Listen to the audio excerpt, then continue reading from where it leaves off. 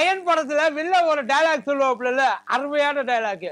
லட்டுல வச்ச நினைச்சேன் தாஸ், லட்டுல வைக்கல, நெட்டுல வச்சேன் பாப்புல. அதே மாதிரி ஒரே ஒரு லட்டுல வச்ச ஒரு விஷயம் ஒரு ஆளுக்கு ஆந்திரால அரசியல் வாழ்க்கையை நொட்டிட்டு போயிடுச்சு. அவ்வளவுதான்.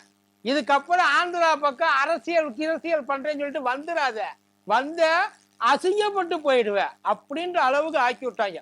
கிட்டத்தட்ட அரசியல்ல இந்த கரும்புலி செம்புலி குத்தி கழுத மேல ஏற்றி ஊர்வலமா அனுப்பிச்சா எந்த அளவுக்கு ஒருத்தருக்கு அவமானமா இருக்குமோ அந்த அளவுக்கு அவமானத்தை அப்படியே தூக்கி தார பார்த்து கொடுத்துட்டாப்புலன்னு வைங்கள சந்திரபாபு நாயுடு அங்க ஜெகன்மோகன் ரெட்டிக்கு. காரணம், லட்டுல அவர் வாங்கின குட்டு வெளியில எட்டியே பார்க்க முடியாதபடி ஆயிப்போச்சு.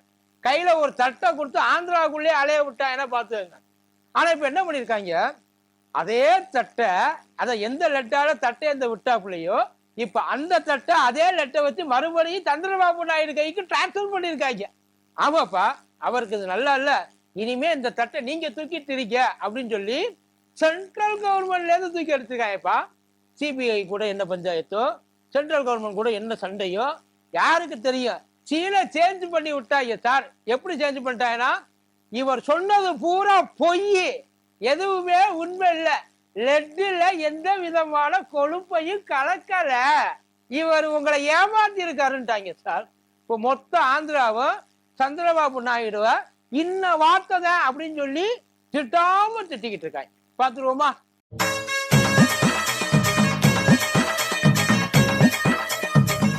டயா பூஸ்டர் சுகரை கண்ட்ரோல் பண்ணும், உங்க ஆரோக்கியத்தை மீட்டு தரும். சர்க்கரையை கட்டுப்படுத்துறதுக்கான எளிமையான வழிமுறை, இயற்கையான வழிமுறை. அனைத்து மருந்து கடைகளிலும் கிடைக்கும். வணக்கம். இது மதியம் திருபார் 2019 இருந்து 2024 வரைக்கும் ஆந்திராவில் ஜெகன்மோகன் ரெட்டியோட ஆட்சி தான். ஆனா அந்த ஆள் ஆட்சியில நீங்க சாப்பிட்டது பூராமே நான்வெஜ் லட்டு, பூரா அசைவ லட்டு, எதுவுமே ஆசீர்வதிக்கப்பட்ட லட்டு எல்லாம் கிடையாது. நீங்க பூரா நான்வெஜ்ஜா கன்வெர்ட் ஆயிட்டீங்கன்னா நார பயல்களா அப்படின்னு நான் சொல்லலப்பா, அவர் சொன்னார். யார்? சந்திரபாபு நாயுடு சொன்னார். முழுக்க முழுக்க அந்த 5 வருஷத்துல உங்களுக்கு கொடுக்கப்பட்டது எல்லாமே சுத்தமான லட்டு எல்லாம் கிடையாது, சுத்தமான மாட்டு கொழுப்பினால் தயாரிக்கப்பட்ட லட்டு. சரியா? அதைத்தான் நீங்க இத்தனை நாள் சாப்பிட்டுருக்கேன்ட்டாங்க. சின்னவன் அத்தனை பேருக்கும் திக்குன்னு ஆகி போச்சு. நிஜமா சார், எவனுக்கு இதெல்லாம் முதல்ல ஏத்துக்க முடியும்? நம்பிக்கை இல்லாதவே வெஜ்ஜு நான்வெஜ்ஜுன்னு பார்க்காம டேஸ்ட் மட்டும் நல்லா இருக்குன்னு பாக்குறவன் அதை பத்தி யோசிக்க மாட்டான்.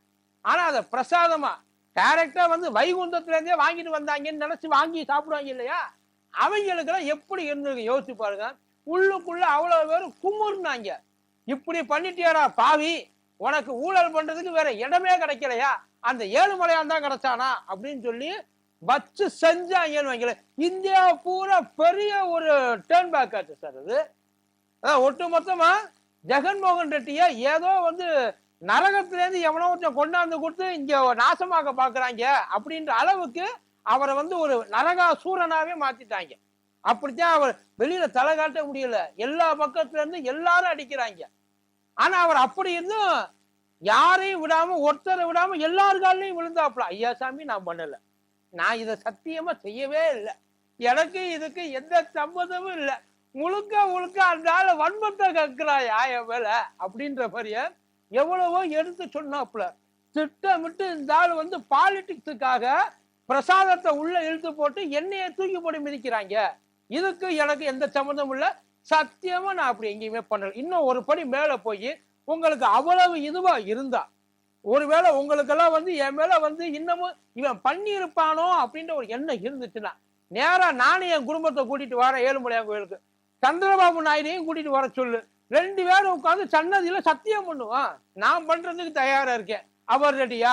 ஆனா அதுக்கெல்லாம் அவர் சொல்லவே இல்லை. அவர் என்ன சொல்லிட்டாரோ ஒரே வார்த்தையா, ஒட்டுமொத்த இந்துக்களையும் இந்த ஆளு அசிங்கப்படுத்திட்டான், ஒட்டுமொத்த இந்துக்களும் தோஷத்துல உட்கார்ந்துருக்காங்க, ஏழுமலையா எந்திரிச்சு போயிட்டாரியா இவர் பண்ண வேலை இல்ல, அவர் திருப்பதியில கிடையாதுப்பா, அவர் எங்கேயோ வெளியில கோச்சுக்கிட்டு கிளம்பிட்டாரு, நான் தான் இப்ப போய் அவர் சமாதானப்படுத்தி கூட்டிட்டு வர போறேன், இந்த மாதிரிலாம் நான் இருக்கிற வரைக்கும் உனக்கு எந்த பிரச்சனையும் வராது அப்படின்னு சொல்லி. அதான் அவர் என்ன சொன்னார்னா, நாங்க புதுசா இந்த என்னென்னமோ இந்த இதெல்லாம் பண்ணாங்கப்பா, பயங்கர அந்த இந்த இதுக்காக பண்ணுவாங்க இல்ல, அது பேர் என்னமோ சொல்லுவாங்க இல்ல, ஏதோ ஒண்ணு பரிகாரம், அந்த பரிகாரம்லாம் நிறைய பண்ணாங்க, பூஜை பண்ணாங்க, தனியா ஹோமம்லாம் பண்ணாங்க. ஏன்னா அது முழுக்க முழுக்க நம்புனாங்க இங்க இருக்கிறவங்க. அதை நம்பினதுனால ஒட்டு மொத்தமா இனிமே ஜெகன்மோகன் ரெட்டிக்கு அதுக்கப்புறம் இனிமே அரசியல் வாழ்க்கைன்றதை விடுங்க, சாதாரணமான ஒரு வாழ்க்கையே இல்லைன்ற அளவுக்கு ஆகி போச்சு. எங்க போனாலும் லெட்டுல கலப்படம் பண்ண வந்தாடா நீ, மாட்டு கொழுப்பை வாங்கி எங்க வாய்க்குள்ள விட்ட வந்தாடா நீ அப்படின்ற மாதிரியே எல்லாரும் பார்த்தேன். ஆந்திரால இருக்க மட்டும் இல்ல, திருப்பதியில ஒரு நாளைக்கு எவ்வளவு லட்டு தயாராகுது தெரியுமா? 4 லட்சம் லட்டு தயாராகுது. நிஜமா சார், 4 லட்சம் லட்டு ஒரு வருஷத்துக்கு எவ்வளவு கோடி ரூபாய் வருமானம்ன்றது. வெறும் நெய்க்கு அவங்க செலவு பண்றது மட்டும் ஒரு வருஷத்துக்கு 560 கோடி ரூபாய். வெறும் நெய்க்கு. இன்னும் முந்திரி இருக்கு, பருப்பு இருக்கு, திராட்சை இருக்கு, என்னென்னவோ இருக்கு. இதெல்லாம் வந்து கணக்குப்படி பாத்தீங்கன்னா அதோட பிசினஸ் எங்கேயோ கொண்டு போய் நிப்பாட்டுது. இப்ப ஏற்பட்ட இடத்துல இப்படி ஒரு விஷயத்த வாங்கி உள்ளுக்குள்ள போட்டு அமுக்குனீங்களடா. ஏன் அதுல வேற இந்த பியூர் வெஜ்ல இருப்பாங்க எடுத்தீங்களா, அவங்க அந்த நான்வெஜ் திங்கிறவங்க படுத்துன பாடு இருக்கு. எங்க ஏன்டா மூக்க பிடிக்கிற? லட்டு திங்கும் போது சுகமா இருந்துச்சா? உருக்கி கொடுத்தாதான் திம்பியோ, வறுத்து கொடுத்தா திங்க மாட்டியோ, என்னென்னமோ பேசுனாங்க. அது பெரிய கான்ஃபிளிக்ட் ஆச்சு. ஒரு சின்ன லட்டு சார், அந்த சின்ன லட்டை வச்சு எந்த அளவுக்கு வந்து பிரிச்சு விட்டாங்கன்றது வந்து அது பெரிய கலவரமாவே வெடிச்சது. நாடு முழுக்க கண்டனங்கள்லாம் வெளியில வேற இடத்துல எங்கெங்க இருந்தெல்லாமோ வந்துச்சு. ஆனா அதுக்கு அவர் சந்திரபாபு நாயுடு எதை பேஸ் பண்ணி சொன்னா, அந்த தேசிய பால் அந்த மேலாண்மை இருக்கு இல்லையா, அவங்க சொல்லிட்டாங்களா இது முழுக்க முழுக்க இதுதான், மாட்டு கொழுப்பு தான், நான்வெஜ் தான், நீ சந்தேகமே பட வேணாம் சாமி, நான் கண்டுபிடிச்சிட்டேன், எனக்கு தெரியும்தான். அதனால அடுத்து அத சந்தேகம் இருக்குது அப்படின்னு சொல்லி தான் பரவாயில்ல. இந்த லட்டுல ஏதாச்சும் ஒரு ஊழல் நடந்து இருக்குது, அதை நாங்க கண்டுபிடிக்கணும் அப்படின்னு சொல்லிட்டு அதெல்லாம் வந்து ஊர்ஜிதப்படுத்திட்டு அதுக்கப்புறம் ஊருக்கு போயிட்டு நீங்க தப்படிச்சீங்கன்னா ஓகே. ஆனா இவன் என்ன பண்ணிட்டாங்க, எடுத்த உடனேயே இவன் தான் கெடுத்தான், இவனால ஏழுமலையான் அசிங்கப்பட்டார், இவனால ஏழுமலையானுக்கு வந்து இது தோஷமாயி போச்சு. இந்த ஆளை வச்சுக்கிட்டோம்னா ஆந்திரா அழிஞ்சு போயிடும். அதாவது ஒட்டுமொத்த இந்து சமூகத்தையும் அழிக்கிறதுக்காக ஒருத்தர் இருக்காரு அப்படின்னா அது இவர் தான் அப்படின்னு சொல்லி எல்லா புகழையும் அவருக்கே கொடுத்துட்டாங்கன்னு வைக்கல, செஞ்சுட்டாருன்ட்டாங்க. இப்ப அதுக்கு இடையில ஏகப்பட்ட அந்த சிபிஐ வழக்கெல்லாம் ஓடிச்சு, என்கொயரி. அந்த ஜேபி நட்டாலாம் உள்ள வந்தாப்புல வரட்டுல வச்சுக்கிறவங்கள என்னென்ன பண்ண. இப்ப இந்த திருப்பரங்குன்றத்துக்கு பண்ணாங்க, அதே தான் திருப்பதியிலையும். ஆனா எதுக்காக பண்ணாங்கன்னு தான் தெரியல. ஏன்னா அவர் ஆட்சிக்கு வந்துட்டாரு, வந்ததுக்கு அப்புறம் வர்றதுக்கு முன்னாடி இந்த மாதிரி ஒரு பிரச்சனையை கொண்டு வந்தா, வந்ததுக்கு அப்புறம் நான் கண்டுபிடிச்சிட்டேன். அதனால தான் எல்லாருக்கும் டவுட்டே வரல. ஏன்னா இவ்வளவு கான்பிடண்டா, ஒருவேளை எலெக்ஷன் டைமுக்காக தேர்தலுக்கு முன்னாடி இந்த வேலையை அவர் பார்த்திருந்தா இது வந்து ஒரு அரசியல் கணக்குன்னு போயிருக்கலாம். ஆனா ஏன் இப்படி பண்ணாரு அப்படின்னா, எந்திரிக்கவே கூடாது இதுக்கப்புறம், அந்த ஆள் இருக்கவே கூடாது. ஏன்னா நாம இருக்கிற வரையும் நாம இதை வந்து ஸ்ட்ராங்கா இவன் பண்ற அரசியலை நம்மளால வந்து ஈஸியா வந்து மேனேஜ் பண்ணிட முடியும். ஆனா நம்ம போனதுக்கு அப்புறம் நம்ம புள்ள கஷ்டப்படுவாப்புல இல்லையா, அதுக்காக நிரந்தர சிஎம் வா. அதான் சொல்லுவாங்கல்ல, இந்த இவர் கவுண்டமணியன் தான் சொல்லுவாரு, எம்எல்ஏவை இவங்க குடும்ப சொத்தாவே ஆக்கிட்டாங்க. அதே மாதிரி சிஎம் அவரோட குடும்ப சொத்தை ஆக்கணும் அப்படின்னு சொல்லி அவர் முடிவு பண்ணிட்டார். அவர் எங்க இருந்து புடுங்கினாருன்றது எல்லாருக்கும் தெரியும். பட் இருந்தாலும் அவர் அதுக்கப்புறம் நமக்கிட்ட இருந்து யாரும் பிடிக்கிற கூடாது அப்படின்றதுல அவர் ரொம்ப தெளிவா இருந்தார். அதுக்காகத்தான் இந்த வேலையை பார்த்தாரு அப்படின்ற மாதிரி இப்ப சொல்றாங்க.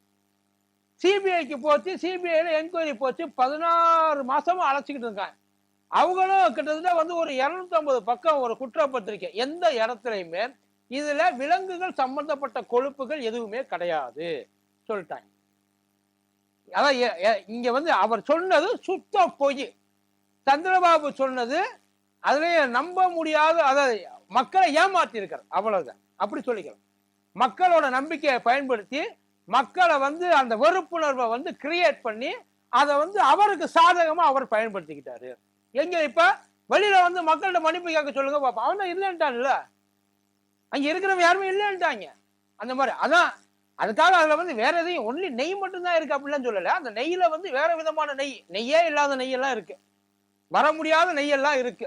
அதான் கண்ணால டைரக்டா நெய்யா வந்தது. எப்பயும் பால் தயிர், அது மோர், பால் மோர் தயிர் நெய், வெண்ணெய் நெய் அப்படித்தானே வரணும். இங்க பால் அதுக்கப்புறம் டைரக்டா வந்து நெய். சில இடங்கள்ல பாலே இல்லாம நெய். கிட்டத்தட்ட ஒரு 70 லட்சம் கிலோ இந்த ஒரு 5-6 வருஷத்துல 70 லட்சம் கிலோ நெய்ய இவங்க ஏன் போட்டிருக்காங்க. ஒரு நாளைக்கு அங்க போற அந்த இது எவ்வளவு தெரியுமா? அந்த நெய்யோட அளவு ஒரு நாளைக்கு கிட்டத்தட்ட 13,000 கிலோ. ஒரு நாளைக்கு மட்டும். ஆமா சார், 4 லட்சம் லட்டு பண்ணணும் அப்படின்னா 13,000 கிலோ நெய் கூட இல்லாம எப்படி பண்ண முடியும்? அதுல இவங்க பண்ண ஒட்டுமொத்த ஃப்ராடு 250 கிலோ. பட் ஆனா இவங்க ஃப்ராடு பண்ணிருக்காங்க 250 கோடி ஃப்ராடு பண்ணிருக்காங்க. பட் நீங்க நினைக்கிற மாதிரி ஃப்ராடு எல்லாம் பண்ணல. நினைச்சு பாருங்க, சந்திரபாபு நாயுடு நெய்யில கலப்படம் இருக்கு, ஊழல் இருக்கு, இவங்க ஒரிஜினல் நெய்யை சேர்க்கல அப்படின்னு சொன்னா இவர் மேல யாருக்காச்சும் கோபம் வருமா? இல்ல இவர் மேல யாருக்காச்சும் சந்தேகம் தான் வருமா? யோசிச்சு பாருங்க, யாருக்காச்சும் சந்தேகம் வருமா? அதே இப்படி பண்ணி அது நெய்யே இல்ல, அது முழுக்க முழுக்க முழுக்க மீன் எண்ணெய், மாட்டு கொழுப்பு. உங்களை எல்லாம் வாய்க்குள்ள வச்சு திரிச்சிருக்கிறாங்களே பார்க்கணும். இனிமே நீங்க எல்லாம் வந்து இந்துவே கிடையாது. இனிமே நீங்க எல்லாத்தையும் அடிச்சு சாப்பிடலாம். விட்டா இவரால வந்து இனிமே நாங்க திருப்பதியில மீன் வறுவலும் மட்டன் சுக்காவும் கொடுப்போம்னு சொல்லாம விட்டாப்புல. அந்த அளவுக்கு தான் ஆகி போச்சு. மலை மேல எவ்வளவு சுத்தபத்தமா இருப்பாங்கன்றது எல்லாருக்குமே நல்லா தெரியும். கோயிலுக்கு போறவங்களுக்கும் தெரியும். அந்த கோயிலோட நம்பிக்கையை இவ்வளவு அதை ஃப்ராடு பண்ணுவாங்க. ஆனா அந்த இந்த அளவுக்கு ஏன்னா இது ஒவ்வொருத்தரோட மனசுலையும் டீப்பா உள்ள போய் இறங்கும். அது சந்திரபாபு நாயுடுக்கு நல்லாவே தெரியும். அதனால தான் சாரு இந்த வேலையை செம்மையா செஞ்சிருக்காரு. இதுல அந்த தேவஸ்தான போர்டு இருக்குல்ல, அந்த போர்டுல 1 கிலோ நெய்க்கு 25 ரூபா கமிஷனா? ஏன்டா இவ்வளவு கேவலமா போய் ஒரிஜினல் நெய் வாங்கினாலும் நீங்க 25 ரூபா கமிஷன் வாங்கலாம் சார். நீங்க எல்லாம் இந்த போலி எண்ணெய்க்கு போட்டா 1 கிலோ நெய்க்கு 100 ரூபா கமிஷன் வாங்கியிருக்க வேண்டாமா? யோசிச்சு பாருங்க, 1 கிலோ நெய்க்கு 100 ரூபா சார். 60 லட்சம் கிலோ தேங்காய் அப்ப அள்ளி திளைச்சிருக்காங்க. அதான் கிட்டத்தட்ட ஒரு 500 கோடியில பாதிக்கு பாதி அடிச்சிருக்காங்க சார். இதுல எல்லார் கையும் பட்டிருக்குங்கனுக்குள்ள. அதான் இவங்க வந்து அந்த தாவர எண்ணெய் யூஸ் பண்ணிருக்காங்க, பாம் ஆயில் யூஸ் பண்ணிருக்காங்க, அப்புறம் பாம் கர்னல் யூஸ் பண்ணிருக்காங்க, அப்புறம் அந்த இது பனை எண்ணெய், அது எல்லாத்தையும் யூஸ் பண்ணிருக்காங்க. நெய்ய மாதிரியே இருக்கிறதுக்கு எல்லா வேலையும் பார்த்துருக்காங்க. ஆனா அவங்க இந்த நான்வெஜ் சைடு ஒதுங்கவே இல்லை. என்னதான் திருட்டாவே இருந்தாலும் ஏமாத்துறதாவே இருந்தாலும் ஏழுமலையானுக்கு உகந்ததா ஏமாத்தணும். அதான் ஏழுமலையான நம்ம அப்படியே கம்ப்ளீட்டா ஏமாத்திடக்கூடாது. அவங்களுக்கு அந்த பக்தி எல்லாம் உள்ளுக்குள்ள இருக்குவா இருக்காதா? நீ எப்படி வேணாலும் பண்ணு, ஆனா அதை மட்டும் சேர்க்காம பண்ணு, எல்லாத்தையும் அக்செப்ட் பண்ணிக்க. அப்படித்தான் கொண்டாந்து இப்போ உள்ளுக்குள்ள வச்சிருக்காங்க. அதுல ஊழல் நடந்தது உண்மை, கலப்படம் நடந்தது உண்மை. ஆனா எது உண்மை இல்லைன்னா, எதை வச்சு பெரிய ஒரு பிரச்சனையை இந்தியா பூரா கலப்பினார சந்திரபாபு நாயுடு, அது உண்மை கிடையாது. அப்புறம் இன்னொரு விஷயம், இதுக்கு முழுக்க முழுக்க காரணம் தமிழ்நாட்டுல திண்டுக்கல்ல இருக்க ஒரு டைரி, அந்த ஏஆர் டைரி நாங்க பத்தியா, அதுதான் காரணம். நாங்க இல்ல, அந்த ஏஆர் டைரி மட்டும் கிடையாது. உத்தரகாண்ட்ல இருந்து ஒருத்தன் ஓடி வந்திருக்கான், ஆந்திராவில இருந்து ஒருத்தன் வந்திருக்கான், மகாராஷ்டிரால இருந்து ஒருத்தன் வந்திருக்கான். உத்தரகாண்ட்ல போலே பாபா டைரின்னு சொல்லிட்டு அங்க ஒண்ணு, இங்க ஆந்திரால வைஷ்ணவி டைரின்னு சொல்லிட்டு ஒண்ணு, அதே மாதிரி இங்க இதுல மகாராஷ்டிரால மல்பங் டைரி அப்படின்னு சொல்லிட்டு இவங்க எல்லாருமே இந்த வேலையை பார்த்துருக்காங்க. இதுல மோசமான ஆள் யார் தெரியுமா? உத்தரகாண்ட்ல இருந்து வந்தான். அவன் பாலை பதப்படுத்துற பழக்கமே கிடையாது அவனுக்கு. ஸ்ட்ரைட்டா நெய், உனக்கு தேவை 25 ரூபா, அத்தோட கொடுத்துக்கணும், நான் எதை கொடுக்குறேனோ அதை தேடி வாங்கி கலக்கணும், நெய் மாதிரியே இருக்கு, கவலையே படாது அப்படின்னு சொல்லி உள்ளுக்குள்ள அமைச்சிருக்காங்க. இதுல அங்க இருக்கிறவங்க மட்டும் இல்லாம இங்க பள்ளிக்கு கிளப்பி விட்டாங்க, பள்ளியிலையும் மாட்டு குழப்பத்தான் கலக்குறாங்க. பஞ்சாமிரத்தை வாங்கி நக்கிறீங்கடா, அந்த பஞ்சாமிரத்துல இருக்கிற நெய்யில மாட்டு குடலு ருசியா இருந்துச்சு சொன்னாங்க சார். எல்லாரும் சொன்ன, இங்க இருக்கிற நம்ம அண்ணன் அண்ணாமலை அவளும் சேர்ந்து சொன்னாப்புல இது எல்லாத்தையும். அதை மறுத்துருச்சு, அதுக்கு விளக்கமும் கொடுத்துருச்சு. நல்ல வேலை அங்க இருக்கிற மாதிரி இங்க எதையும் பெருசாக்க விடல. என்னென்னமோ எல்லாத்தையும் தூக்கி போட்டு அங்கேயே அடிச்சிச்சு. அவங்க பெருசாக்கவும் முடியல அவங்களால. ஆனா திருப்பதி விவகாரம் பெரிய டேர்னிங் பாயிண்ட் ஆகிப்போச்சு. இப்ப எல்லாரும் கேட்கறது, இந்த 16 மாசம் அவன் உண்மையில எவ்வளவு தூரம் கஷ்டப்பட்டிருப்பான். உண்மையிலே இப்ப இந்துவா அவமதிச்சு, இப்ப அவர் பவன் கல்யாண் 11 நாள் விரதம் இருந்து படி பூஜை எல்லாம் பண்ணி கழுவி என்னென்ன சீலை போட்டாங்க. எவ்வளவு தூரம் மக்களை வந்து இன்னும் கொஞ்சம் வேதனையில ஆழ்த்த முடியும். அதான் அவனை இன்னும் கொஞ்சம் கிளறி விடுறது. அவன் துக்கத்துல இருந்தாலும் கண்ட்ரோல் அழுகாம பேசாம இருப்பான். நீ அழுகாதடா, நீ அழுக கூடாதுடா, உன்னைய பார்த்தா அழுகிற மாதிரியே இருக்கு, ஏன்டா அழுகுற, இப்படியே பேசி பேசி அவனை அழ வச்சு அதுக்கப்புறம் தான் எந்திரிச்சு அந்த மாதிரி ஆக்கிட்டாங்க சார். இப்ப இதுக்கு கொந்தளிச்சவங்க, பயங்கரமா கொடூர கண்டனங்கள் தெரிவிச்சவங்க, ஜெகன்மோகன் ரெட்டி மாதிரி ஆளுகள்லாம் வந்து இருக்கவே கூடாது, அவங்களுக்கு வந்து நரகம் தான் அப்படின்னு சொன்னவங்க எல்லாரும் ஓடி வந்து இப்ப காலில் விழுந்து மன்னிப்பு கேட்பீங்களா?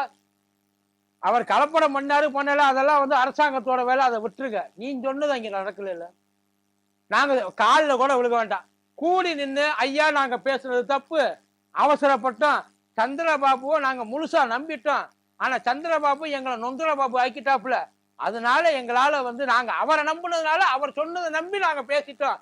இருந்தாலும் நாங்க பேசுனது தப்பு, மன்னிச்சிருங்க. கேப்பியா? கேட்பாங்களா?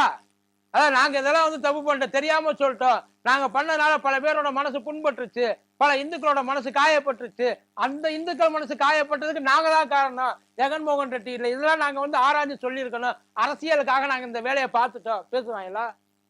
பேசுனா ஓகே, பேசுவாங்களா? அதுதான் கேள்வி. கோர்ட்டு சொல்லுச்சு, சந்திரபாபு நாயுடு சார், உங்க அரசியல ஆண்டவனை இழுக்காதீங்க, அரசியலை தனியா பண்ணுங்க, ஆண்டவனை தனியா வச்சிருங்கன்ட்டு. அரசியலை பண்ணுங்க, ஆண்டவனை கும்பிடுங்கன்ட்டு முடிச்சுட்டாங்க. ஆனா அதுக்கப்புறம் விடாம பிடிச்சி தொங்கிட்டு இருந்தாங்களே, இப்ப இங்க கொண்டு போய் மூஞ்சியை வச்சுப்பாங்க. சந்திரபாபு நாயுடு ஒரு நல்ல அட்மினிஸ்ட்ரேட்டர், ஒரு நல்ல பொலிட்டீஷியன். உண்மையிலே அவர் கொண்டு வந்த டெவலப்மெண்ட், ஆந்திராவுக்கு கொண்டு வந்த டெவலப்மெண்ட், இப்பயும் பண்ணிட்டு இருக்க விஷயங்கள், அவர் அந்த விஷன், இது எல்லாமே இந்தியாவோட ஒரு பெஸ்ட் பொலிட்டீஷியன் அவர் சொல்லலாம். அதே நேரத்தில் worst politician after BJP joining, கைகோர்ட்டிங் பிஜேபி, உட்கார்ந்து காரி துப்புற அளவுக்கு கொண்டாந்து விட்டாங்க. எங்க போயிட்டு மலை மேல நின்று எல்லா மக்களும் கேட்கிற மாதிரி மைக்கில் மன்னிப்பு கேளுங்க பார்ப்போம். கேளுகிற அந்த தைரியம் இருக்கா? இதை பத்தி பேசுறதுக்கு தைரியம் இருக்கா? நான் சொல்றது தப்பு, நான் அந்த மாதிரி பண்ணிருக்க கூடாது, அசிங்கமா இருக்காது? நீங்க எல்லாம் எப்படி அப்புறம், ஏன்னா ஒருத்தர் சொல்லிட்டானா இன்னொரு டைம் போயிட்டு நீங்க எப்ப சொல்லியிருக்காங்க, ஒருவேளை இந்த 16 மாசம் கழிச்சு அந்த ரிசல்ட் உண்மை அப்படின்னு சொல்லி வந்திருந்தா நீங்க சொன்னது 100% இப்ப அடிச்சு பேசலாம். இன்னும் சொல்ல போனா ஜெகன்மோகன் ரெட்டிய ஆந்திராவை விட்டு நாடு கடத்தலாம். வேற எங்க வேணாலும் போய் ஆந்திராவுக்குள்ள வராதங்களா?